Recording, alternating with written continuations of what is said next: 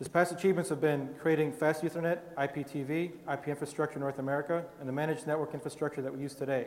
He's an active speaker regarding enterprise internet risk mitigation, has spoken across North America to the HTCIA, ICACA, National Regional Financial Associations, and has authored numerous papers on internet risk and CEO, and he loves solving big problems. I'm proud to introduce Michael Kiefer with It's Free If You Want It to Be.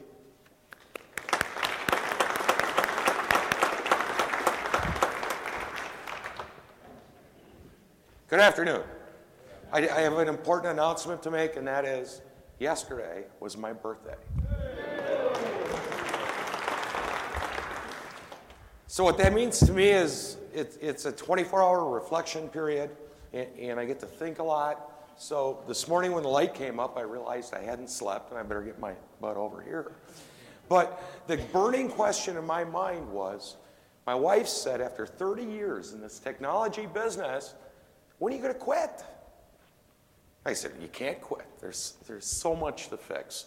And I'm humbled by some of our other speakers in the content. I'm not as smart as they are, so I brought some index cards. And I only have 5 minutes with you.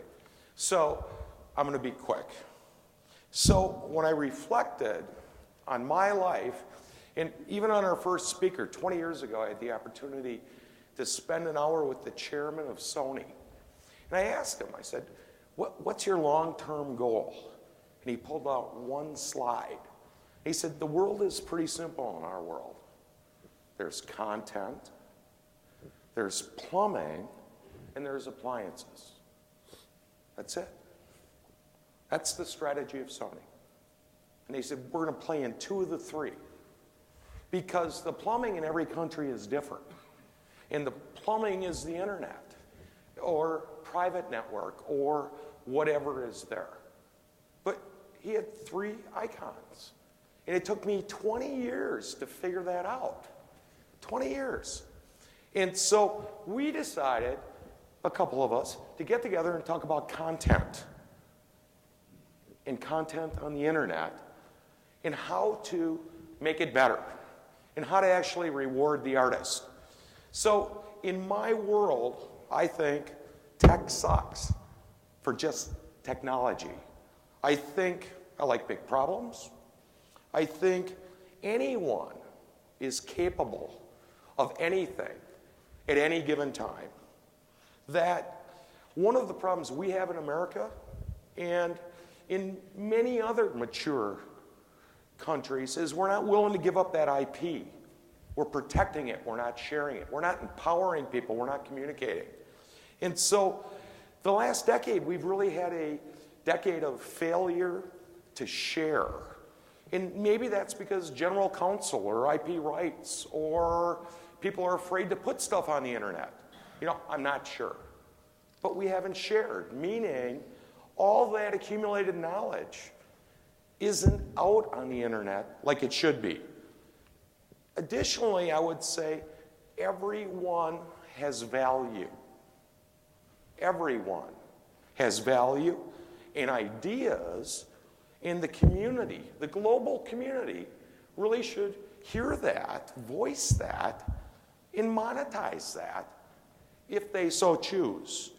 And the old world of distributing and licensing and packaging has stopped that from happening. And so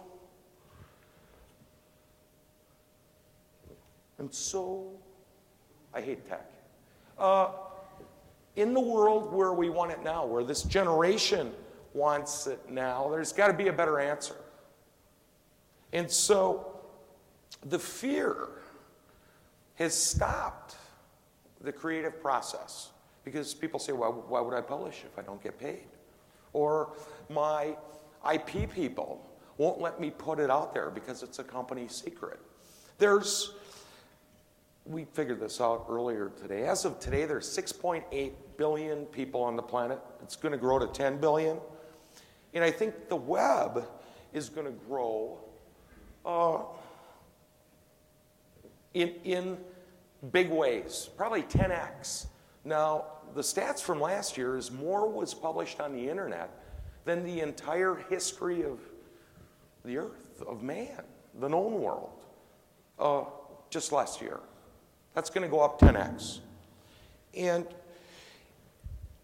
if you want to publish, you have this archaic world of publishing, of getting a publisher, of royalties, of where is the information going in authorized channels and unauthorized channels, and remedy collections and basic collections and billing and banks, and it's too hard. It's too hard. So what we did was we fixed it. Locally, we've got a couple small people like the Tribune. This is the Museum of History.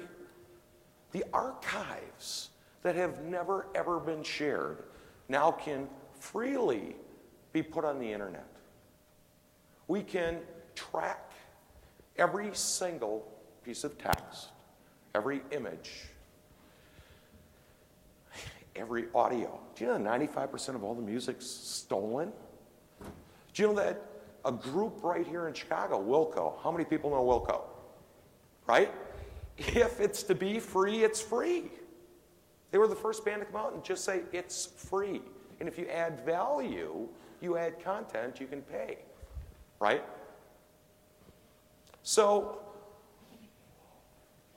we just put it all together, put a little website up, and from this point forward, all an artist or an author or a corporation, let's say a motorcycle manual, all you have to do is embed, tell the system who gets paid, tell them where they get paid, tell them how much they get paid, and you're done. You're done. The back end, yeah, you got to search a billion sites. You got to build a pretty big database. But the world we used to know is gone. It's gone. The world is going to vastly expand for artists and creators, and they're going to be able to sit at home and publish photography or manuals or IP and let it go free.